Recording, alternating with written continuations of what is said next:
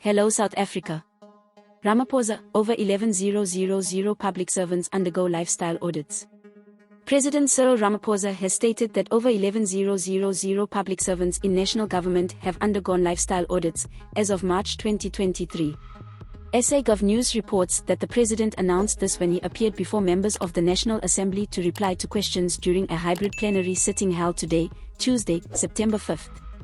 Responding to a question by Democratic Alliance leader, John Steenhuisen, who had asked whether the lifestyle audits on members of the executive have been concluded yet, President Ramaphosa said lifestyle audits of public servants have been compulsory since 2021.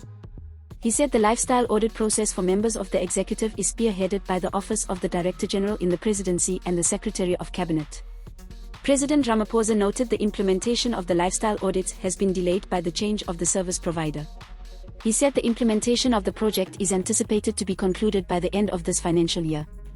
The president acknowledged that the process of vetting is lengthy, with some people leaving the public service without being vetted.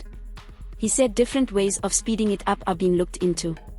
Ramaphosa added that the minister in the presidency responsible for State Security Agency, Kambudzo Nshivini, is attending to the matter.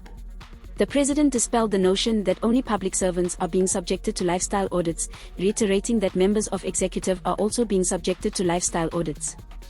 We pay cash for videos. WhatsApp 060 011 021 1.